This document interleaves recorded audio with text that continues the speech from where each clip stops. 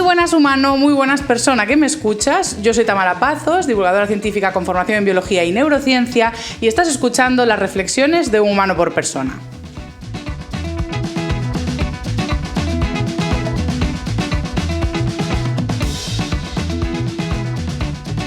Bienvenidos a un episodio sorpresa que nadie sabía que había, porque yo tengo aquí escrito que nunca supe irme de la fiesta, siempre me de última hasta de los cumpleaños. Nos gustan las sorpresas nos gustan. Y hoy es sorpresa doble porque no estoy sola, estoy con mi buena amiga y profesional, que ahora nos va a explicar de qué, Mariña Díaz Gallego. Hola Mariña. ¿Qué tal? ¿Y qué bebida vamos a tener hoy especial en este episodio? Mariña y yo nos vamos a tomar un café descafeinado con leche. Sí, porque ya es tarde y queremos dormir, es importante. Pero además, para traeros una receta nueva, este verano he estado probando lo que le llaman leche dorada, que no es nada guarro. No es nada obsceno, aunque sí, lo pueda parecer. Sí, la verdad es que el nombre es un poco extraño, le llaman Golden Milk. Y consiste en una mezcla de especias, que es cúrcuma, que en principio tiene acciones antiinflamatorias, un poquito de jengibre. Hay gente que le echa pimienta negra y también un poco de miel y una leche vegetal, recomendablemente almendra o coco, que son como las que tendrían menos acción o potencial inflamatorio. O sea, tiene pintón. ¿Quieres probar? Venga, sí, voy a probar un poco. Así das veredicto. Voy a dar un veredicto muy real, ¿vale? De lo que me parece. Esto entiendo que es cuchara. Puedes usar pajita. Compartimos pajita.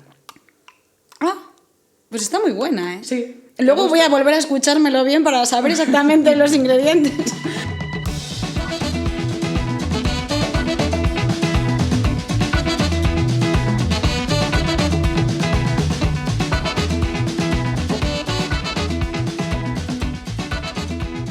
Pues os animo a probar esta bebida y vamos ahora a presentar a Mariña y este nuevo y último episodio de la temporada. Ahora sí que sí, os lo prometo, pero vamos a ver por qué he traído hoy a Mariña aquí. Y es que en esta temporada hemos hecho un par de episodios y ya en la anterior también reflexionando sobre si es frívolo o no preocuparnos por la estética, por la apariencia física, por cómo nos ven los demás o incluso por la ropa. Pero lo de la ropa siempre lo he tratado de una forma muy superficial, no me he metido en profundidad.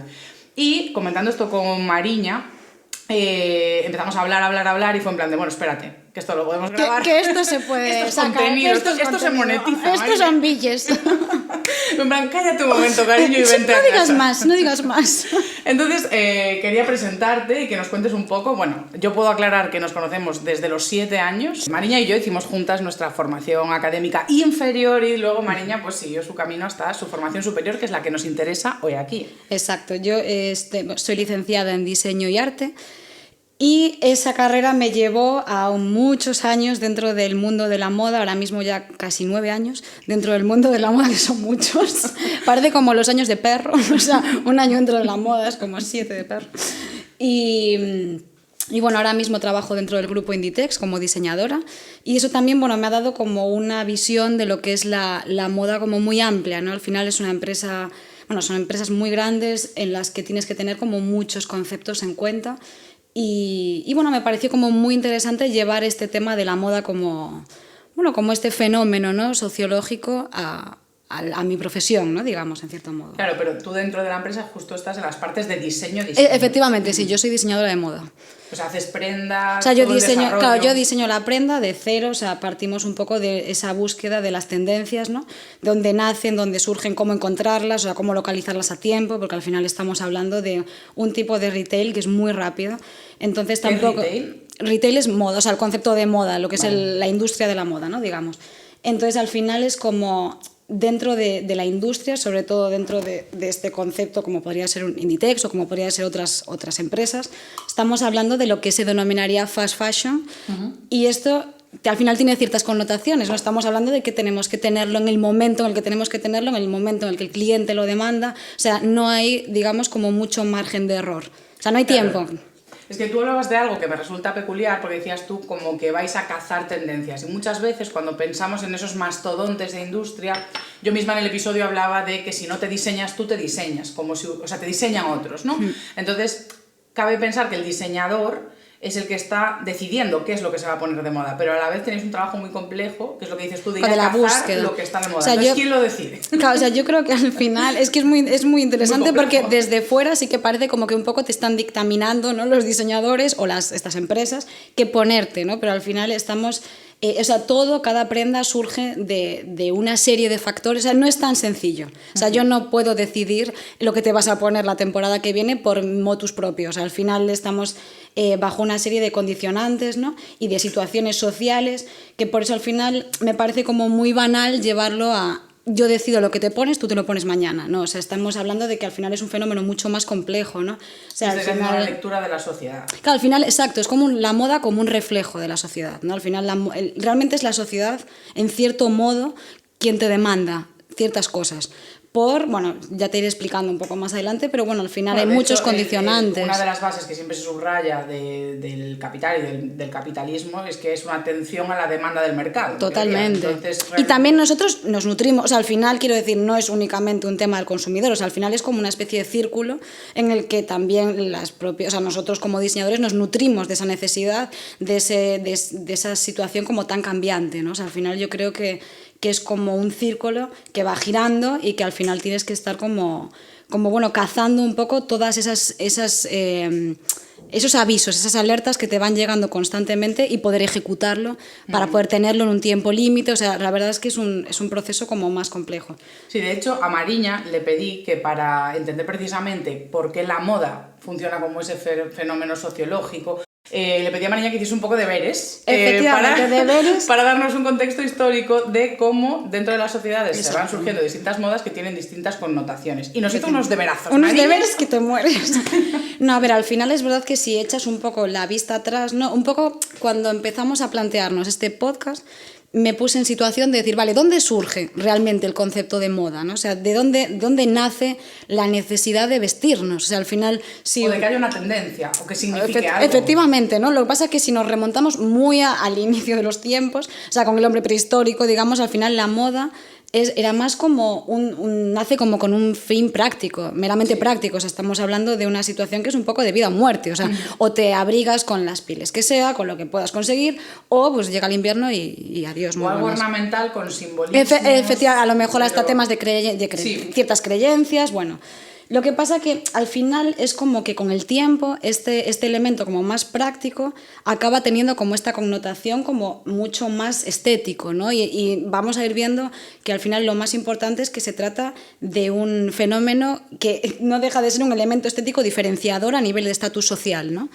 Entonces, realmente luego podemos ir analizando un poco las diferentes civilizaciones y nos encontramos con, por ejemplo, la civilización egipcia. O sea, al final la civilización egipcia empezaron a hacer prendas como mucho más elaboradas, empezaron a traer ciertos tejidos, como podía ser el lino, luego en Mesopotamia se usaba la lana. O sea, al final han ido como trayendo ciertas tendencias, ¿no? Al final no dejan de ser corrientes o tendencias. Pero a la vez como reflejo de la sociedad, porque si lo piensas, ¿cómo van a hacer moda con lino? Pues porque ya nos dice algo del territorio, efectivamente, de los recursos, claro, de la capacidad de cada persona, habrá exacto, materiales más o menos caros. O sea, no sé en esos que tienes cuáles son más caros que otros. No, realmente, o sea, en el caso, por ejemplo, de Egipto, estamos hablando de que ellos principalmente centraban su producción en lo que sería el lino y el algodón, ¿no? Y sobre todo prendas, bueno, a nivel estético eran blancas. Lo que se lleva esta temporada un montón. No, lino, ojo, no, este verano no ha podido ser sin lino, eso es una realidad.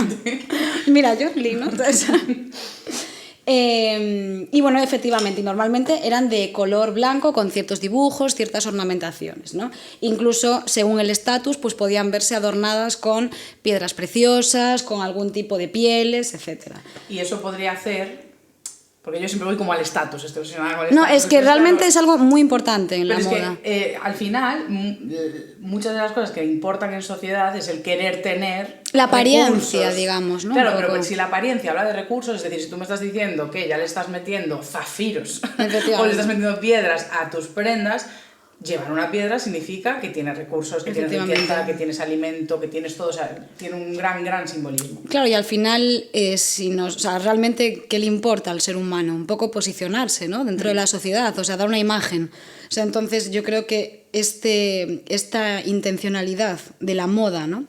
de dar una imagen al otro, al que tienes enfrente, lleva viéndose reflejada, pues efectivamente, en las civilizaciones más antiguas, ¿no? Por ejemplo, bueno, en el caso de Egipto, pues las mujeres llevaban lo que se llama calasiri, ¿no? Que era un vestido largo, de una pieza con 2 tirantes que cubría los senos. Dependiendo de la clase social a la que pertenecían, pues al final se iban vistiendo como de determinadas maneras, ¿no? Por ejemplo, los obreros, pues al final iban semidesnudos. O sea, mientras las mujeres cada vez iban más cubiertas, ¿no? Al final el hecho de ir más... Tela, más efectivamente, o sea, al final es más tela, más recursos, y los obreros, pues obviamente, pues no tenían esos recursos. Por ejemplo, el tema de las sandalias, que es un elemento, las sandalias egipcias, ¿no? Es un elemento que de hecho hemos ido como arrastrando Totalmente hasta ahora, ¿sabes? Como por Dios. Y algo como muy, muy curioso. Bueno, y dentro de las sandalias, perdón, había el tema también de los materiales. O sea, no es lo mismo que te hagas unas sandalias de cuero como unas sandalias que era, por ejemplo, en el caso de los reyes, ¿no? Que eran de cuero y con a lo mejor adornos de oro, etc. O incluso los sacerdotes que los llevaban de papiro. O sea, estamos hablando de que, una vez más, los materiales influyen mucho en ese estatus social. O luego, como un dato... O identificación. Si veo a alguien con sabes que es un zapatos de papiro, sacerdote, que me ¿no? encantaría ver ahora una imagen de unos zapatos de papiro. O sea, de hecho, luego lo vamos a buscar. Sí, esto todos vamos a acabar buscando cómo son zapatos de papiro. Pero dices tú, bueno, pues era sacerdote el pobre y por eso lleva zapatos de papiro. Efectivamente. De hecho, es que eso luego, por ejemplo, en el caso de Roma, que luego os lo contaré, es verdad que según la posición de las túnicas se podía saber la profesión de cada una de las personas. O sea, como que también tiene ese distintivo social, una vez más, ¿no? Y luego un dato muy gracioso y muy curioso, el tema ese de las sandalias, que ponían en lo que es la suela las imágenes de los enemigos de los faraones para irlos pisando, ¿no? O sea, ya no solamente tiene esa connotación de estatus social, sino que encima va con saña. O sea, ya había un rollo macarrilla. Exacto, ya eran como con mala leche. Luego, por ejemplo, bueno, en la Grecia clásica, ¿no? Se seguían trabajando tejidos como podían ser el lino, la lana, el algodón, la seda y las pieles, ¿no? En lo que era toda la elaboración de la ropa. Y empiezan a existir las temporadas. O sea, las temporadas como las conocemos hoy en día, un poco pues la temporada de verano, temporada de invierno. Claro, también, bueno, a ver, aquí estamos hablando sobre todo de cultura occidental. Efectivamente, eso es muy importante, claro. Muy importante. Pero claro, entiendo que las estaciones en Egipto son menos, es que no conozco. A ver, el calor son agresivas, ¿no? Pero es verdad que también el invierno en el desierto es jodido. Entonces, ¿dónde empezaron con las temporadas? En Grecia es como un momento en el que se empiezan a jugar con esas temporalidades dentro de la ropa. Y luego, por ejemplo, algunas prendas como un poco a destacar a nivel tendencia podían ser el chitón, que era una túnica, chitón, o el imatión, que es como una capa, ¿no? Y bueno, y seguimos repitiendo un poco que tanto en Grecia como en Egipto sigue siendo una diferenciación total de clases, o sea, el tipo de ropa que llevas, el tipo de tejidos. Y luego, por último, en Roma, ya lo mismo que comentabas tú antes, al final estamos hablando únicamente de Occidente, o sea, no estamos entrando a valorar pues, otras estéticas, otras corrientes. En Roma, por ejemplo, la verdad es que fue de las más prolíferas, o sea, al final, de hecho... Éramos tentosos en todo. En todo, o sea, hasta de hecho hacían parodias, ¿no? Un poco en los escritores, en los teatros, un poco de los grandes gastos que hacía la población en cuanto a su armario, o sea, al final era como algo súper... Había sátira. Había sátiras, efectivamente. Y era sea, que ya había una crítica social. Efectivamente, es que ya creo que ahí empieza como un poco a introducirse también la moda como, o sea, este concepto de ostentación social como hasta desde un punto de vista como muy crítico, ¿no?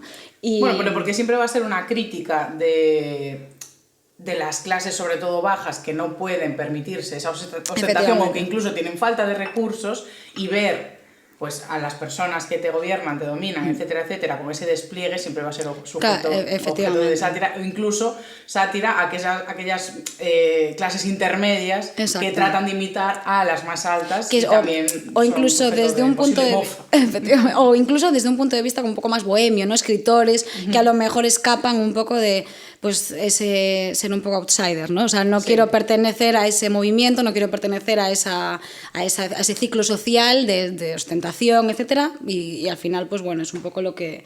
De ahí salen como un poco todas estas parodias, ¿no? Y es verdad que en Roma es como un momento como muy glorioso de los artesanos, ¿no? O sea, se empiezan a hacer todo tema de bordados, camiseros, curtidores, zapateros, o sea, bueno, la moda empieza como a adquirir a nivel profesión como mucho estatus, ¿no? Y efectivamente, como os comentaba antes, el tema de las túnicas pues ejercía un poco de identificar la posición social o el oficio, ¿no?, de las personas. Y de hecho, un tema que también es como muy, muy curioso, ¿no?, es que moda comparte un poco la raíz etimológica con modernidad, ¿no? Y es verdad que es en este momento, en este contexto social, histórico, en el que con el nacimiento de la burguesía, etcétera, es cuando la moda se afianza mucho más, ¿no? O sea, ya veníamos de civilizaciones clásicas y antiguas en las que la moda era un factor social muy importante. Bueno, y nos hemos saltado la Edad Media, pero obviamente hay misma dinámica. Efectivamente. Y con claro, esto un poco tampoco, para no extendernos demasiado un poco en este contexto. Si la gente ya ve por dónde vamos. Ya sabe hacia dónde queremos ir. Y aparte, en este contexto de la modernidad es cuando surge la revolución industrial y aquí es donde se empieza a generar el proceso de la moda en masa, claro, digamos. Venimos de la artesanía en claro, Roma, efectivamente. De la manufactura y todo esto, a ya un poco ¿cuál es el salto grande? Efectivamente, o sea, al final en este punto es como empieza a ser como algo como mucho más en cadena, mucho más en masa, efectivamente. Y en este periodo exacto que nos lleva como a la revolución industrial es cuando lo vamos a producir, o sea, se va a producir la moda a gran escala. O sea, es un poco, digamos, claro, como... porque hasta ese momento entiendo que tú ibas al artesano y le decías, oye, claro, efectivamente, era todo como mucho más delicado. No iba la gente a hacer un diseño, ¿no? Claro, a ver, yo imagino que habría como ciertas tendencias, pues a lo mejor en la Grecia clásica, pues efectivamente, ¿no? Los cortes... Por ejemplo, antes justo de la Revolución Industrial y durante el principio de la Revolución Industrial... Claro, no, efectivamente, había las modistas, o sea, al final era algo que, de hecho, es que las modistas llevan... Efectivamente, es algo de anteayer casi, claro, entonces ¿no? imagino que era lo mismo, copiar modas de aristocracia, efectivamente. Pues ahora llevan este terciopelo, ahora llevan este color, este no sé qué, pues hazme esto. Pero es verdad que, claro, con toda la revolución industrial al final supuso como un crecimiento a gran escala en muchos aspectos de la sociedad y la moda pues fue uno de ellos, lógicamente, ¿no? Pero un poco a donde queremos ir ahora, ¿no?, que es avanzar un poco en el tiempo, ¿no?, porque para irnos acercando al punto en el que estamos ahora.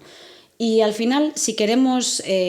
partir, por ejemplo, podríamos partir de los años 20, ¿no? O sea, los años 20, la moda de los años 20 es un reflejo de la sociedad. O sea, para mí es muy importante, al margen de tener como la sociedad como este elemento diferenciador, ¿no?, de clase social, también me parece muy interesante tratar la moda como un reflejo de la sociedad del momento, ¿no? Por ejemplo, en el caso de los años 20, la mujer pues empieza a adquirir como más libertades, más derechos, empieza como a empoderarse un poco y al final realmente eso se ve reflejado en la moda, o sea, los cortes de pelo a lo garzón, las siluetas como más andróginas, o sea, estamos ya como empezando a salir como un poco de las ataduras pues de los corsés, de los corpiños, bueno, un poco como de toda... la hipersexualización. Efectivamente, ¿no? Bueno, que también todo tuvo que es verdad etapas... que luego tuvo etapas en los años 50, por ejemplo, fueron un momento de mucha... O sea, también mucha opresión, ¿no? Veníamos de años de posguerra, o sea... Sí, fue un feminismo más liberal, que sí que apoya el empoderamiento sobre el cuerpo, o sea, obviamente hay tendencias, pero bueno, sí, es un proceso. No, totalmente. Pero todo sujeto a la expresión, pues, tanto del género como de incluso de estatus, de ideología, a través de las prendas. Claro, o sea, al final,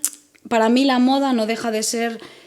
algo que te define, ¿no?, en cierto modo, y creo que a nivel social ha ido definiendo las diferentes... o sea, no es aleatorio, o sea, ha ido definiendo un poco cada etapa del ser humano, ¿no?, un poco de nuestra historia. Por ejemplo, los años 60, 70, 80, al final la moda se usó también y la estética como un reflejo de protesta, o sea, como un poco de romper con lo establecido, con lo que veníamos en los años 50, una época, como comentábamos, como más gris, una época de posguerra, y al final, pues los 60 fueron un momento como de liberación, ¿no?, de la liberación femenina. Totalmente. De hecho, fue el momento en el que surgió la minifalda. O sea, como momentos como muy clave, ¿no? Y veníamos, pues, exacto de esa opresión, como podrían ser como todo el tema de los corsés, de las prendas como mucho más ajustadas, mucho más tal. Entonces, bueno...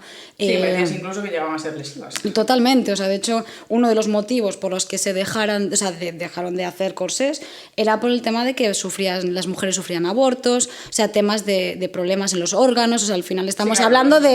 Estás apretada, exacto. Sí. O sea, estamos hablando de temas como bastante complicados, ¿no? Entonces, volviendo un poco como al presente, ¿no?, y dejando un poco el contexto histórico atrás, si nos ponemos a pensar en algo mucho más cercano a nosotros, para que no nos suene como tan lejano, la época del COVID, por ejemplo, ¿no? Dentro de las personas que hemos trabajado, bueno, que trabajábamos en el sector de la moda en ese momento, ahora mismo igual es un poco pronto para poder analizarlo como un fenómeno de moda, pero es verdad que fue una época en la que las tendencias eran como muy comfy, como muy ropa muy cómoda, y es verdad que fue un periodo muy corto de tiempo, pero se giró, o sea, al final la moda estuvo... Porque hemos llegado a un contexto en el que si bien los griegos empezaron con igual 2 temporadas, ahora son micro temporadas. Claro. Es que de hecho... Entonces eso permite que incluso, aunque estemos 3-4 meses encerrados en casa, se permita, bueno, efectivamente, bastante...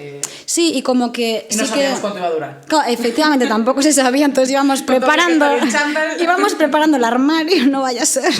Y es verdad que, por ejemplo, la salida del COVID, si la tengo que describir de alguna forma, es como todo lo contrario, ¿no? Fue como una explosión a nivel tendencias de brillos, lentejuelas, prendas como muy glamurosas, o sea, lo que es la información a nivel tendencias que hubo justo después. De los 90, de todo el sí, efectivamente, dorados, o sea, platas. Una explosión en todos los sentidos, ¿no? Un poco como esa explosión de salir a la calle, de volver y recuperar efectivamente la fiesta, volver a recuperar un poco como nuestra vida, ¿no? Entonces, eso sí que es verdad que fue como algo como muy curioso. ¿Qué lo has notado tú dentro? Mucho. Nunca había tenido esa reflexión, la verdad. O sea, mucho, porque al final también yo creo que en este caso pues la moda se adaptó a esta situación, ¿no? Una situación en la que lógicamente pues nuestra vida social era prácticamente nula y nuestro contexto y había que renovar. Había que seguir con el ciclo del gasto porque no nos podíamos quedar aquí. Entonces, al final es como que un poco después de analizar todo este contexto, ¿no? social, es verdad que entramos como un poco en el melón, ¿no? Un poco en el gran debate de decir si la moda o lo que es el concepto de moda... Sí, si comprarte un chándal para pandemia... era importante o no. Si es algo superfluo, ¿no? y banal, o si realmente ha tenido... o sea, se debería de analizar como algo, como un medio de expresión puramente antropológico, ¿no? Y yo realmente... yo me decanto por la segunda opción, ¿no? Al final me parece que es un fenómeno social, o sea, le decimos al mundo cómo queremos que nos vea. O sea, es como que tú tomas decisiones desde el momento en el que abres tu armario y estás tomando una decisión, ¿no? O sea... Bueno, a ver, yo creo que a nivel comunidad sí. Hay mucha información en la moda y sí que hay ese efecto antropológico. O sea, yo creo que como grupo sí. A nivel individual creo que sí que se puede llegar a ser frío, o sea...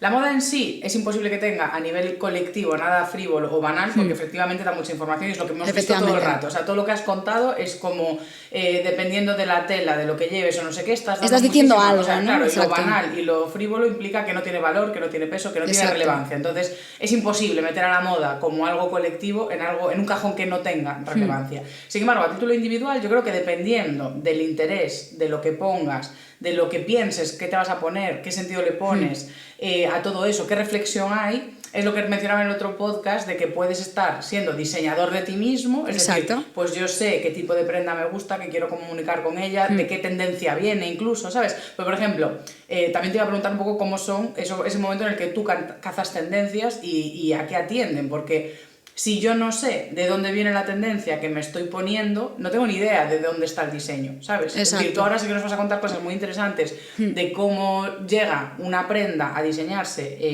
en tu empresa, por ejemplo, y no es que tú digas, voy a hacer esto porque tengo este interés, sino que lees la sociedad. Efectivamente, sí. O sea, al final es como, ahora mismo... si analizamos un poco cómo eran las temporadas antes, las temporadas eran mucho más largas, ¿no? O sea, al final ahora entramos en un contexto social como de una instantaneidad brutal, ¿no? O sea, estamos como en un pico del capitalismo como muy salvaje, ¿no? O sea, nos aburrimos de todo, o sea, todo es objeto de aburrirnos, necesitamos algo constante, algo que siempre necesitamos más, ¿no? O sea, y lo vemos con las redes sociales, ¿no? Entonces, al final... Es más corto.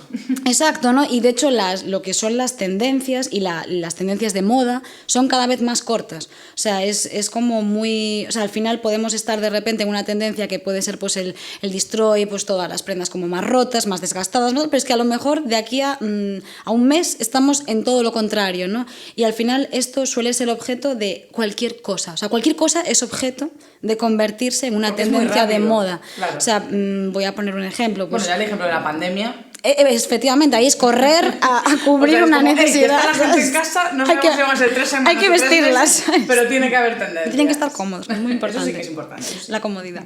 Pero, por ejemplo, o sea, al final nosotros como diseñadores ya no solamente nos nutrimos de lo que puede ser la pasarela, ¿no? Que al final es como un poco la cuna, ¿no? De donde vemos es un poco lo de toda la vida, como se había hecho. Claro, vemos a los grandes diseñadores, al final de ahí pues surgen una serie de analíticas de colorido, de tejidos, de tendencias, de estéticas, etcétera.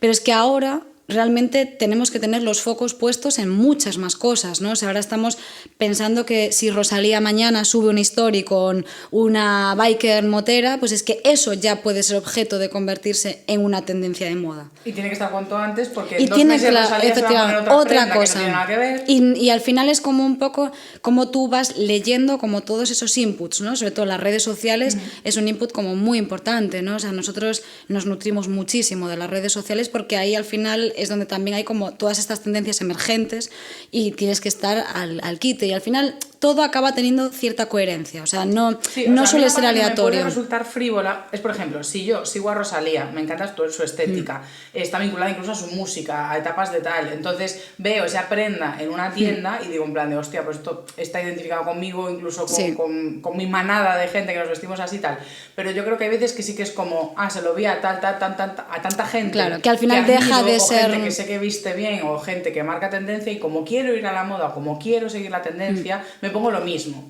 Pero no entiendo que la diseñadora fue porque vino de Rosalía, no sé qué, no sé cuántos, es como que muchas veces nos ponemos cosas que no sabemos ni de dónde viene esa moda. No, totalmente, y al final todo esto viene como de análisis como mucho más extenso, o sea, nosotros tenemos acceso también a todas estas analíticas de desfiles, de tendencias, pero realmente... Y viajáis a otros sitios. Viajamos a otros países, por ejemplo, en los viajes a Corea, por ejemplo, Corea es un destino en el que suelen ser como muy pioneros en nuevas tendencias, al final es como que hay muchos... Intentáis viajar al futuro. Efectivamente, todo el rato, es como hay muchos inputs, ¿no? Incluso, por ejemplo, dentro de la propia pasarela a veces hay información muy interesante también en la calle, en la gente que asiste a esas pasarelas, ¿no? O sea, en el street style, digamos. O sea, quiero decir, al final, como diseñador, a día de hoy tienes que tener como una mente muy abierta dentro de muchos factores, ¿no? O sea, hay muchos factores que se pueden convertir en tendencias y tienes que ser capaz, sobre todo los que trabajamos en empresas tan grandes, ¿no? Que damos como moda que dais servicio a esa sociedad, ¿no? Digamos. Un diseñador independiente efectivamente, hacer, total. Pues, su propio diseño, su propia idea o tal, se rigen por otras, bueno, también encontrarán inspiración en sí. No, y en ferias, o sea, al final vemos ferias de tejido, o sea, quiero decir, hay como... Hay, digamos, que toda una maquinaria alrededor de las tendencias, ¿no? Que te va un poco guiando.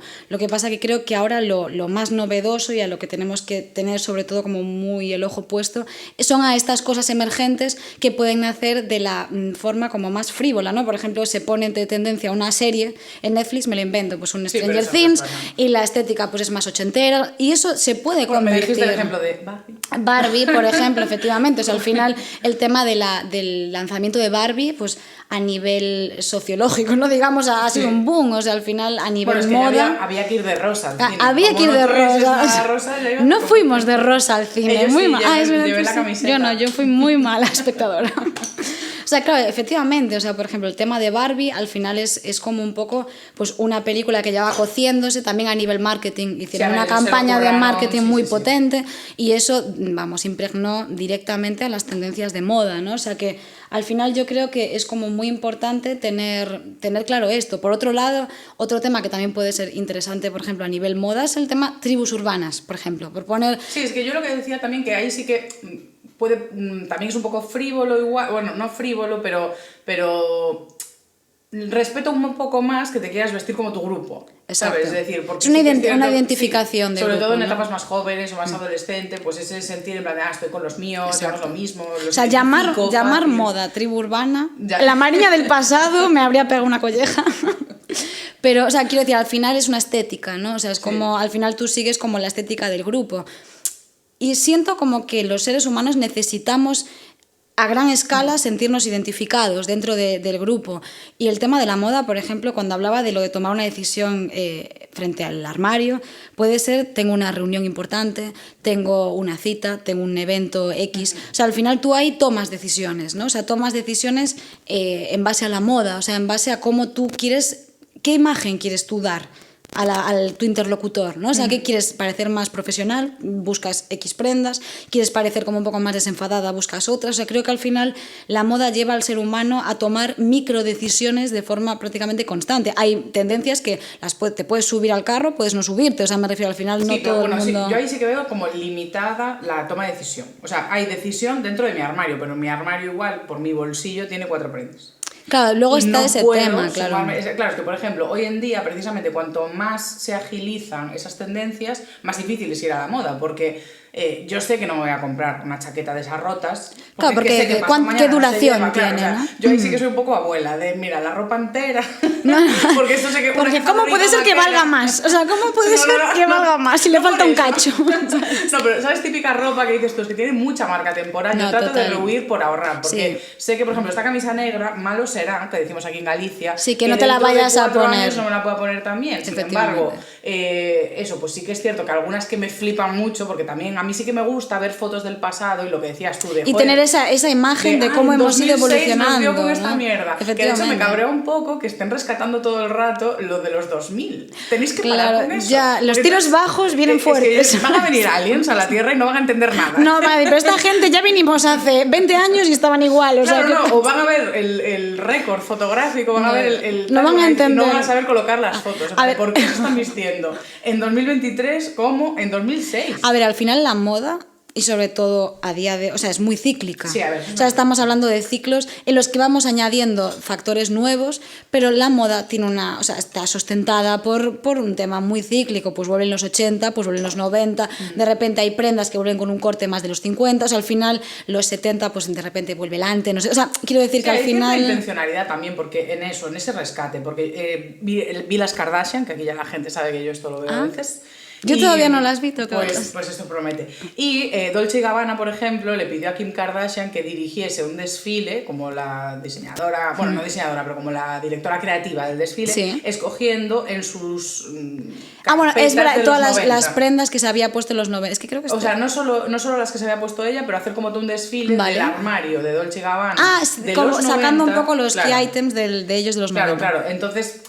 Como un revival, o sea, al final yo creo pero el hecho de que Dolce & Gabbana saquen eso también es lo que dices tú, pues empiezas a ver claro, efectivamente. Y era todo lo que decías, brillos, platas, chokers, no sé, todo muy y por ejemplo, el muy hecho de que un Dolce & Gabbana de repente, bueno, quien dice Dolce & Gabbana habla pues de cualquier otro diseñador, ¿no? Gucci, Versace, bueno, quien sea, ¿no?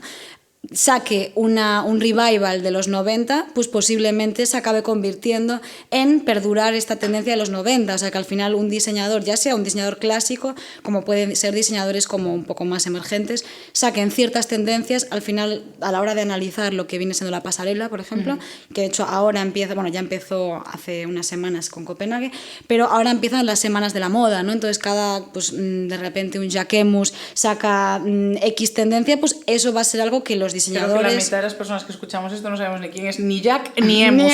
Bueno, solo Dolce y Gabbana. Por eso vamos a centrarnos en un Dior, en un Gucci, algo así que esté al alcance. Igual soy solo yo, y luego la gente me toma, ¿cómo que no sabes quién es Jack Emus? Por favor.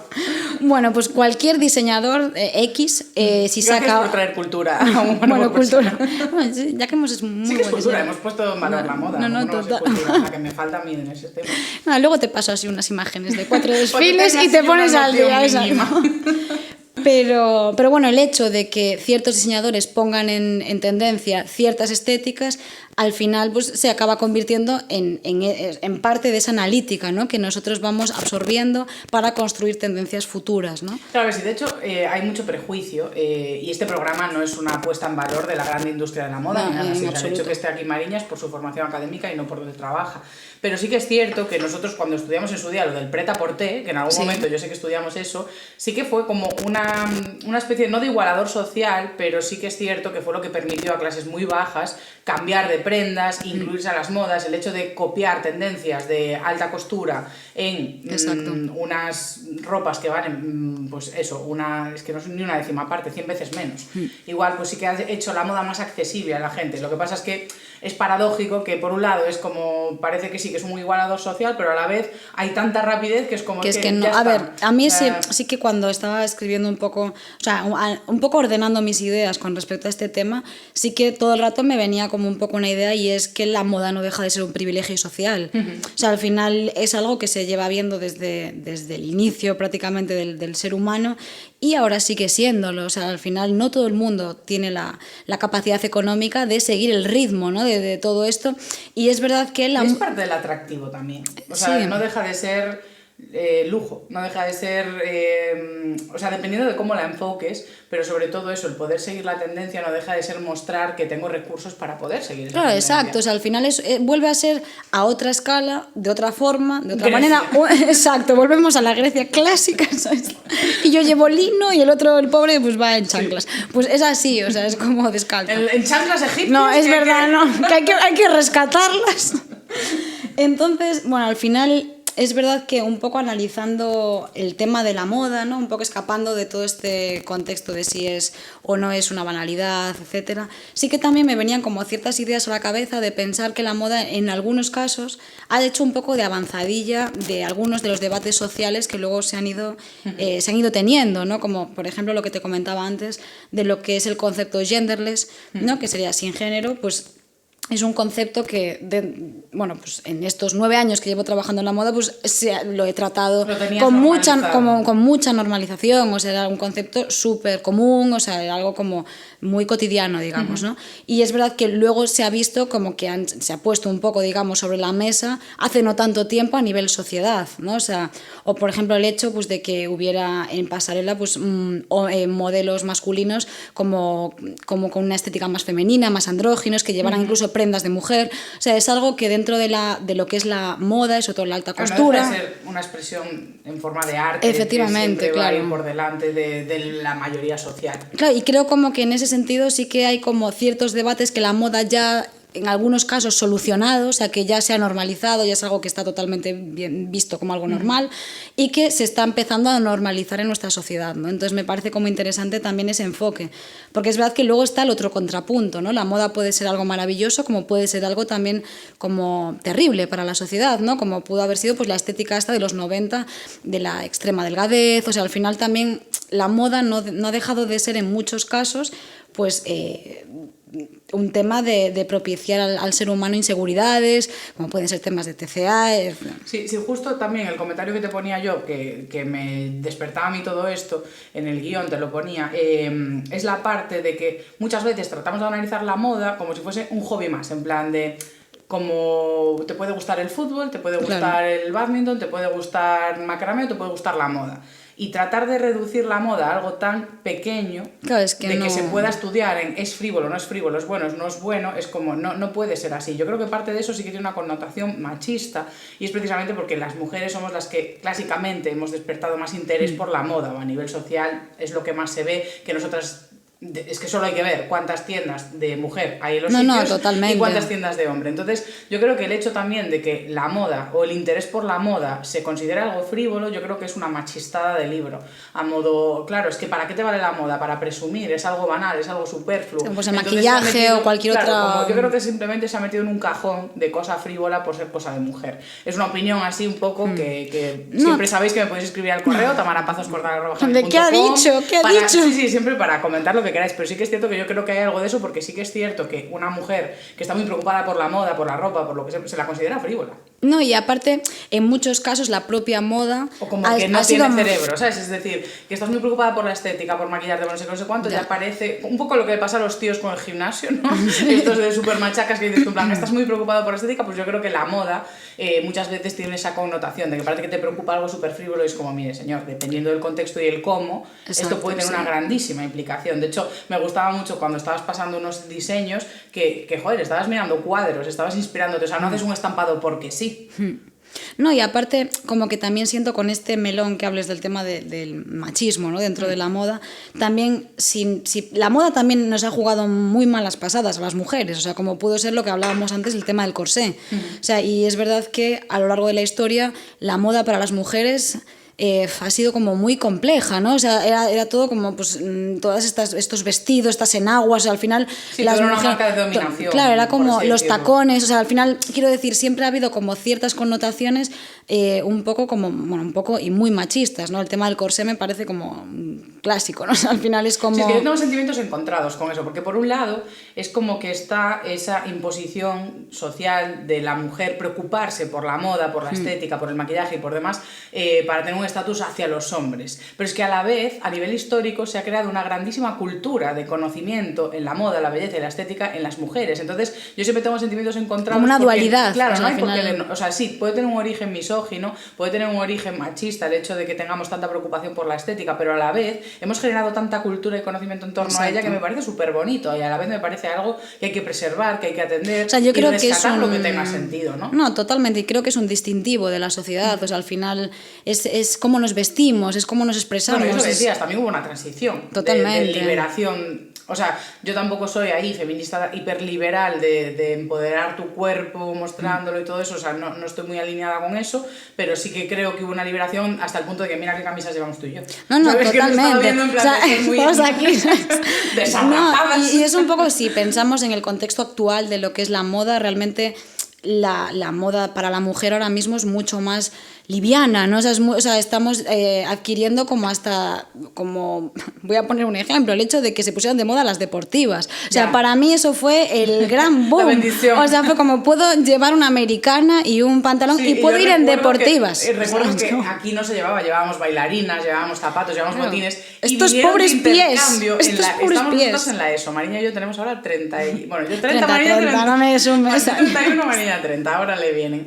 Pero recuerdo que vinieron de intercambio los italianos y venían todos con deportivas y vaqueros. Y para mí fue un boom, en plan de ¿cómo lleváis tenis? O sea, deportivas, en plan New Balance llevaban. Y el hecho de que eso tú... fue en 2006, 2005, algo así. Sí, y era una locura, maravilloso. por lo menos en Coruña, ver a gente con pantalón deportivas. pitillo y deportivas. Y a los 3 o 4 años estábamos todos así. Yo dije, joder, los italianos... O el son hecho de visionarios. ir hoy en día a una entrevista de trabajo y poder ir en deportivas y sentirte arreglado. O sea, hablo de las deportivas porque me parece como pero traje un melón o- importante, sí, sí, ¿no? O sí. sea, un melón importante en el mundo de las deportivas.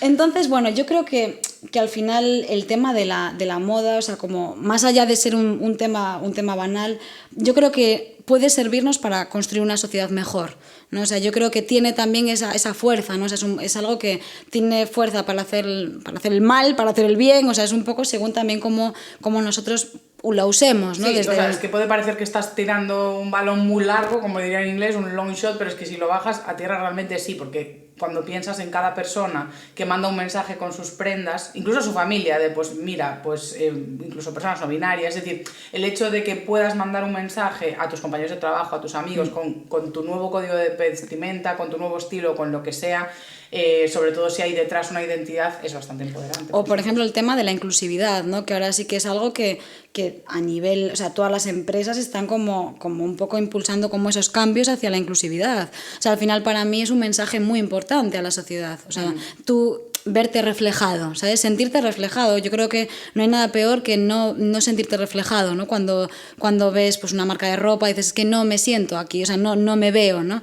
Al final el hecho de tener como modelos más inclusivas, con diferentes tipos de tallas, diferentes estéticas, diferentes lo que sea. O Pues, incluso diferentes tiendas, o sea, yo creo que eso, bueno, es que esto ya nos da para 7 podcasts, pero yo también tengo mis sentimientos encontrados con ese individualismo extremo de que todos tengamos que tener lo que, bueno, o sea, tengo mis sentimientos encontrados, pero sí que es cierto que hay, pues eso, no hay una marca que tiene subtipos de, o sea, dentro del propio Inditex hay subtipos de... Sí, como diferentes tipos de claro, cliente o de estilo clienta. tienes y siempre te vas a encontrar identificado. Para mí eso está bien, siempre y cuando no reste colectividad social. No, totalmente, o sea, y aparte del tema de la mejora a nivel social, pues como podemos hablar de todo este tema de la inclusividad, etcétera, también para mí otro melón muy importante, que esto sí que da para mucho. No, eso no me lo voy a dejar abrir. Esto no me lo vas a dejar abrir. Pero bueno, es un poco impulsar, dentro de lo complicado que es para la sociedad capitalista, impulsar el fenómeno de la sostenibilidad, ¿no? El fenómeno no, la necesidad, o sea, la necesidad de la sostenibilidad. Así que claro, justo ese melón es un melonazo. Un melonazo muy importante. Porque claro, ¿cómo vamos a hacer una industria sostenible con tantas temporadas? Y con tanta demanda y con este efecto cíclico tan rápido. O sea, realmente a veces me explota el cerebro pensando en capitalismo y sostenibilidad. Digo, vamos a ver, o sea, estamos locos. O sea, es como, no va a ocurrir. No casa. Pero yo sí que siento que al final la demanda está, las empresas al final lo que buscan es una mejora económica, o sea, no hay más. Entonces, ¿de qué forma podemos generar el menor impacto, ¿no?, posible? Yo creo que la moda tiene un gran trabajo por delante, un gran trabajo por delante para poder darle al mundo un respiro, sí. ¿no? O sea, yo no quiero dejar de abrir ese melón porque en la temporada que viene quiero hacer un par de episodios sobre sostenibilidad. Uno estará enfocado a moda, igual si estás disponible, claro. Te vuelvo a traer.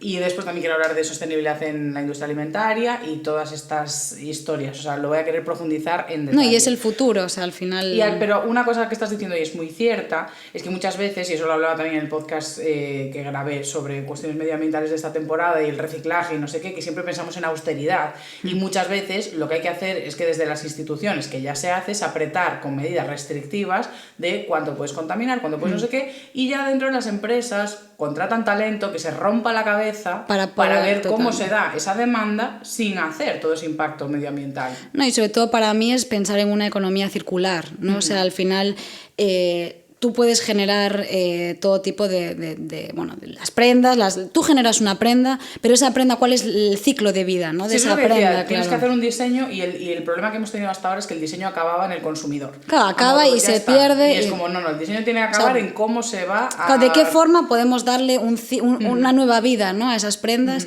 Y al final eso... a nivel impacto medioambiental, o sea, sería increíble, ¿no? O sea, creo que es un poco hacia donde vamos, es el futuro. Claro, yo creo que la conciencia tiene que estar en... Ya digo, esto lo vamos a tratar, ya vamos a irnos despidiendo. Sí, no vamos a tocar lo más vamos a temas. tratar en el siguiente, pero yo creo que vamos bien en cuanto a demandar a las instituciones que aprieten a las empresas a modo, oye, romperos la cabeza, tenéis talento dentro, contratad ingenieros, lo que haga falta para que el diseño no acabe en la prenda y acabe en la vida útil de eso de forma sostenible. Y que la sostenibilidad sea una moda. Y hay pasta para hacer eso. O sea, no, total. Solo falta el aliciente. Y también siento que la sociedad lo está demandando cada vez más. O sea, al final cada vez más empresas están poniendo las alertas, ¿no? O sea, y hay un montón de leyes que les impiden hacer ciertas cosas, etcétera. O sea, creo que al final... eso es lo que va agudizando el ingenio. Exacto, totalmente. Entonces yo creo que este melón lo podemos... Sí, eso ya la gente hay que dejarla en paz. Sí, venga, que ya llevamos mucho tiempo dando la brasa. Pero bueno, quiero daros las gracias. Este regalo es una conversación así con mi buena amiga Mariña para a mí me da un poco de horror que la temporada acabase en el 19. No, es que es que tiene que ser 20. Aquí cerramos ciclo o no cerramos. Así que nada, muchas gracias por escuchar este último episodio. Nos vemos en octubre con la siguiente temporada, que también va a seguir en abierto. Muchas gracias, Mariña, por venir. Nada, muchísimas gracias a ti por este café, por el sorbito de... He aprendido que no me tengo que poner sandalias egipcias. No, bueno, sandalias romanas. Sí, no, las egipcias por los faraones. Sí, hablaste un poco con desprecio. O sea, que eso está pasado. Yo de Mariña me fío. Mariña me dijo cuando me puse pelirroja que me vistiese de verde. Bueno, claro, siguió diciendo más colores, pero yo solo escuché verde. Verde, tonos tierras, así como naturales. Claro. Es mi guía. Así que nada, pues muchas gracias. Bueno, muchas gente. gracias por invitarme.